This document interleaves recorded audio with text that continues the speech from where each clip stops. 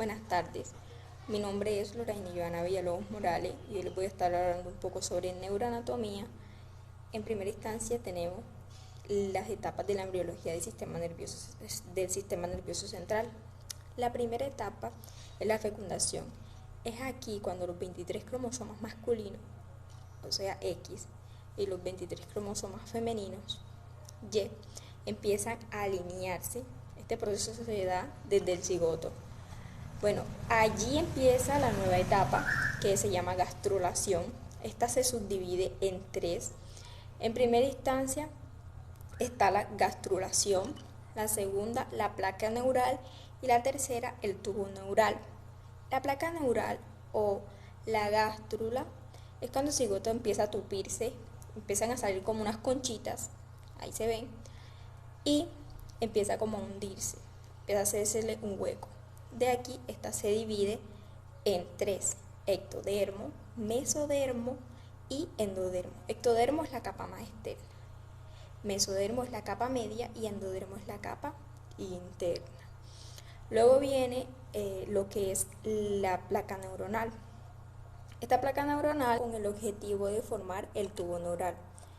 Ahora bien, cabe resaltar que esas capas de endodermo, de ectodermo, mesodermo y endodermo tienen como unas funciones.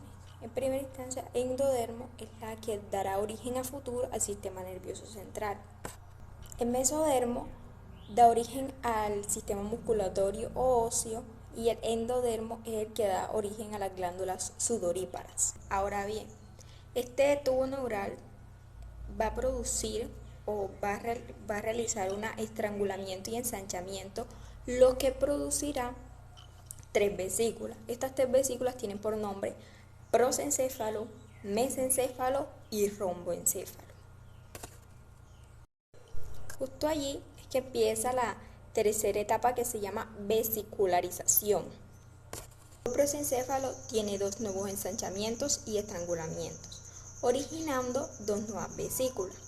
Estas nuevas vesículas tienen por nombre, que cabe resaltar que al final tienen que haber 5 vesículas en total. Estas nuevas vesículas tienen por nombre telencéfalo y dielencéfalo, como se puede ver aquí. El mesencéfalo no genera inmediatamente ningún cambio, pero sin embargo no significa que ya no esté trabajando. Entre la sexta y séptima semana, el romboencéfalo formará o dará origen al mielencéfalo y al metencéfalo.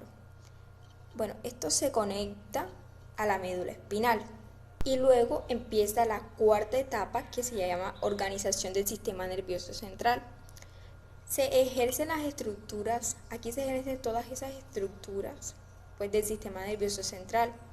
Entonces el metencéfalo, el mielencéfalo y el mesencéfalo se conectan para formar el troncoencéfalo, que es la parte o la base del cerebro. Esta estructura es la encargada de ampliar todo el potencial de acción para que suba a la corteza cerebral. Es decir, que este es como un recaptador de energía. Luego el mielencéfalo forma el bulbo raquídeo y este bulbo se establece con la conexión entre la médula y la base del cerebro. Luego el metencéfalo ejerce el puente de protuberancia. Este da origen al cerebelo, que se llama más conocido como cerebro chiquito, cerebro pequeño. Para resaltar, el mesencéfalo en la cuarta semana no presenta ningún cambio, pero este es el que da como objetivo o el que se encarga de formar, coordinar y organizar todo el acueducto neuronal de los pares craneales, porque en el troncoencéfalo están los 12 pares craneales. El diencéfalo o cerebro medio, de este emerge o tienen tres estructuras: el tálamo, el hipotálamo y la hipófisis. El tálamo, ¿para qué sirve el tálamo? El tálamo se encarga de distribuir y regular todos los potenciales de acción, es decir, el que se encarga de decir, tú vas para el lóbulo occipital, tú vas para el lóbulo frontal, tú vas para en los diferentes sistemas, sistema límbico, el hipotálamo, y por último está la hipófisis, que es el activador, bueno, este es que es regulador de hormonas. Y también es el activador del sistema simpático o inactivador parasimpático. Y por último está el telencéfalo que desarrolla 4 estructuras de la corteza cerebral. Está el lóbulo frontal, el lóbulo temporal, parietal, occipital y la ínsula, que es intermedio entre el diencéfalo y el lóbulo temporal. A continuación vienen las etapas de la neurogénesis. Esta tiene 7 etapas. La primera, la neurogénesis, la segunda, la proliferación, migración, diferenciación, sinaptogénesis y mielinización. La neurogénesis es el origen de nuevas neuronas, es decir, que se van formando esas nuevas neuronas. Esta se da después de la 8ª semana de la fecundación. Esta se da también después de la formación de esas 5 vesículas, el telencéfalo, el diencéfalo, el mesencéfalo, el metencéfalo y el mielencéfalo. Luego, en estas vesículas, en las que las paredes empiezan como a emerger o a salir una célula o precursor neuronal, algunos lo llaman así, que son unos neuroblastos y unas neuroglías, también llamadas glioblastos. Estas empiezan como a madurarse y el neuroblasto se convierte o se produce en una neurona. Y el glioblasto o la célula glía, y el glioblasto se convertirá en una célula glía. Luego viene la etapa de la proliferación. La neurona entra en ese proceso de ósmosis o el incremento celular, es decir, que empiezan a incrementarse y empiezan a, por decirlo así, multiplicarse. Se empiezan a producir más neuronas, se empiezan a multiplicar, empiezan a desarrollarse más, empieza un incremento de ellas. Luego de esto, alcanzan a producir 1.000 millones de neuronas o 10.000 millones de estas. Luego viene la etapa de migración. Las neuronas empiezan a migrar, cada uno se traslada a las diversas áreas específicas, es decir, algunos al lóbulo occipital, otras al bulbo, otras al lóbulo parietal y así.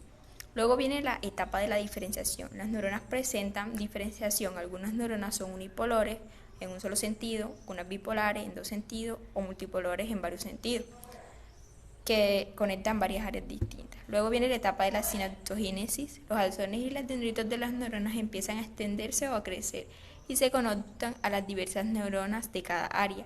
Ese proceso se desarrolla en la parte de abajo, es decir, en el tronco encéfalo hasta la corteza prefrontal. Si estas neuronas no logran conectarse, producen patologías de deficiencia. Ahora viene la etapa de la poda neuronal. La conexión que el cerebro no utiliza los elimina, como el gatear. Hace corte entre axón y dendrita, pero no mata el núcleo. Existen 4 momentos de poda, que son de 2, 5, 8 y 12 años. En el momento crítico, de 0 a 5, las conexiones que el bebé no hace ya no las va a volver a hacer. Y por último está la etapa de la mielinización. Cuando una red se repite, que comienza a mielinizar porque el cerebro cree que es importante.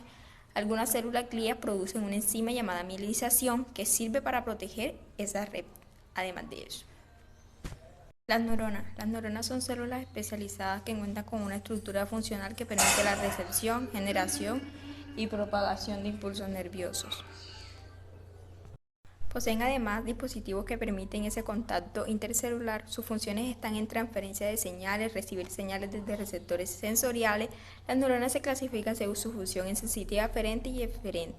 Estas células están formadas por 4 cuerpos: el cuerpo celular, soma, las dendritas, axón y el terminal axónico.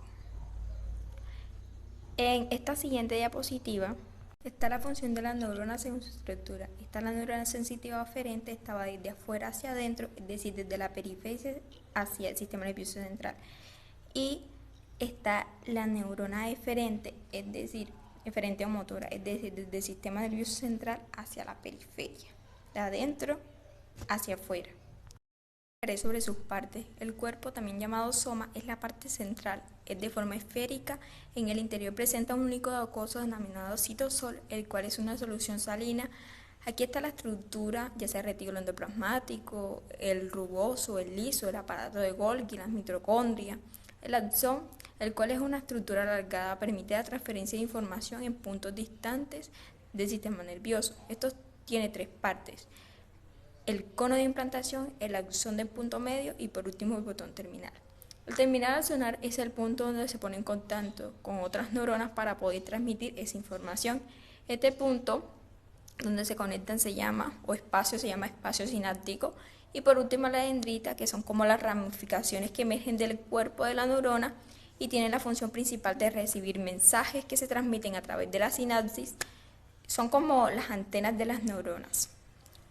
Ahora hablaré un poco sobre el potencial de acción. Es una breve intervención de la condición de reposo de la neurona, donde por un instante el interior de la membrana se torna de carga positiva en relación al exterior, es decir, que hay una inversión de la polaridad donde el citosol pasa de ser positivo por un milisegundo. El potencial tiene 3 fases. Está la primera, que es despolarización, repolarización, hiperpolarización. Encadena. Cuando ocurre una despolarización, alcanza un umbral. Esto quiere decir cuando una neurona recibe un estímulo, se abren los canales de sodio dependientes del voltaje y por lo tanto el sodio entra en la célula a favor de su gradiente de concentración. El potencial de reposo de sodio es más concentrado afuera y al abrirse un canal tenderá a entrar por las fuerzas, de manera que el potencial de membrana empieza a cambiar positivo mediante intercambios de iones. Es decir, que justo aquí, cuando se produce esa despolarización, cuando ésta alcanza ese umbral, se genera un potencial de acción. Una vez que se alcanza, se abren los canales de sodio dependientes del voltaje. En este momento empieza la fase de despolarización. Esta fase inicial del potencial de acción se da por la apertura de los canales de sodio y por ende por la entrada del sodio al interior de la neurona, generando que esta neurona se torne positivo. Por lo tanto, no pueden ser abiertas de nuevo hasta que el voltaje de la membrana vuelva a ser negativo. Y su próximo al umbral. Esto debido a que tiene una estructura inactivadora que se ubica en el interior del canal y que no permite que éste se cierre y que éste se mueva nuevamente al negativo, al inferior de la neurona. Luego de que esta neurona ha pasado unos milisegundos, el canal de sodio se cierra y los de potasio se abren, iniciando la fase de repolarización.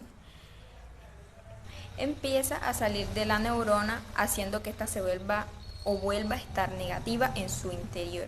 Estos canales, al contrario que los de sodio, son de activación para abrirse completamente y duran más tiempo abiertos. Y aquí es cuando se vuelve la fase de hiperpolarización, momento en el que esa neurona es negativa en su interior, que cuando estaba en reposo. Esto se da porque el potasio continúa saliendo de la neurona a través de sus canales que continúan abiertos, haciendo que en su interior quede mayor aniones y se torne negativo el citosol.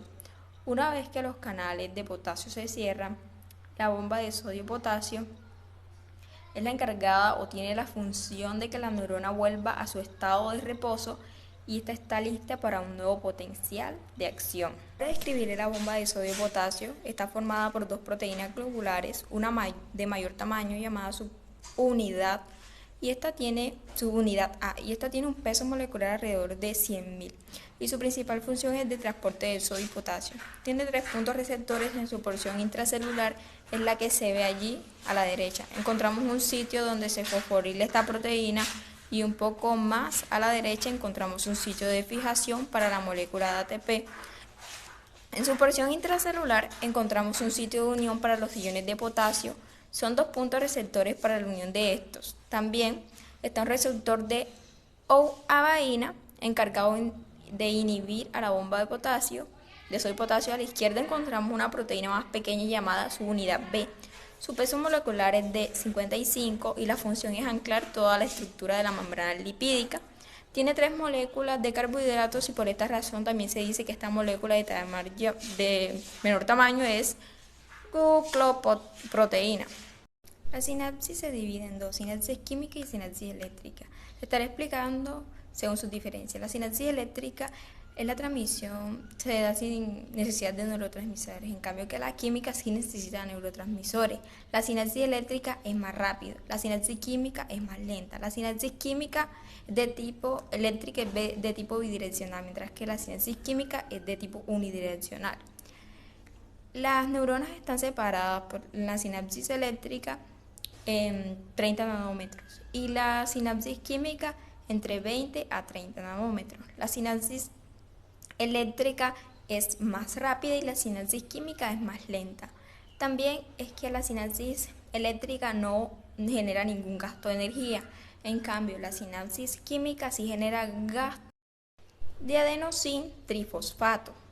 Los neurotransmisores son sustancias químicas cerebrales liberadas por una neurona en relación a un potencial de acción que interactúa con un receptor específico al momento de ser captado por medio de una respuesta fisiológica. Existen varios tipos, pero hoy les voy a hablar de 4 brevemente. La dopamina está relacionada con los procesos voluntarios, el placer, la coordinación de movimientos corporales, motivación, etc. La serotonina, que está encargada de modular el estado de ánimo, regular el sueño, vigilia. La GABA, llamado ácido aminobutírico, es el principal inhibidor por vías BIT, y el cortisol, que es secretado por la corteza de las glándulas suprarrenales, la presencia de estrés elevado o la reducción de sangre de corticoides. Por último, hablaré de los neuroreceptores, que son regiones especializadas de la membrana celular neuronal.